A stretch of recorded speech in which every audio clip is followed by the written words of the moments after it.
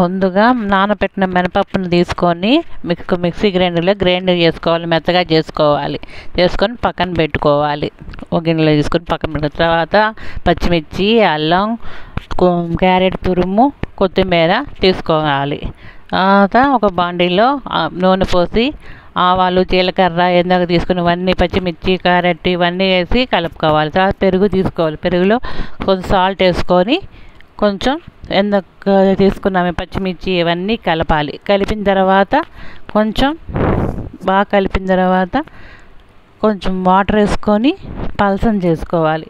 పలసం చేసుకున్నాక బాగా కలిగి పెట్టాలి. పలసగా కలిగిపెట్టి పక్కన పెట్టుకోవాలి. కొత్తిమీర కొంచెం చల్లుకోవాలి. తర్వాత ఒక బాండీలో ఆయిల్ పోసుకొని బాగా మరిగేదాకా ఉంచుకోవాలి. తర్వాత మినప్పిండి పట్టుకున్నాం కదా, దాంట్లో సాల్ట్ వేసుకొని కలుపుకోవాలి. బాగా మెత్తగా కలుపుకోవాలి. కలుపుకున్నాక గారెల్లాగా చేసుకొని చేత్తో వేసుకోవాలి. ఎలా ముందు కాగిందా లేదా చూసుకొని అప్పుడు మనం గారెలు ఒత్తుకొని వేసుకోవాలి.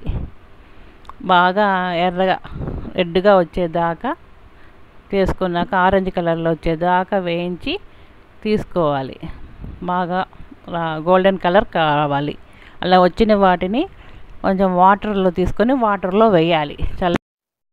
వేసిన తర్వాత మొత్తం పిండేసి దాన్ని ఇందాక మనం పెరుగు కలుపుకున్నాం కదా, పెరుగు కలుపుకున్న దాంట్లో ఈ వడలు వేసేయాలి. వేసేసి మొత్తం కలుపుకోవాలి. పైనుంచి కిందకి మొత్తం దాని మీద వేసుకుంటుంటే అది దాంట్లో నానుతుంది. బాగా నాని కొంతసేపు అయ్యాక, ఒక గంట సేపు అయ్యాక తింటే చాలా టేస్ట్గా ఉంటుంది.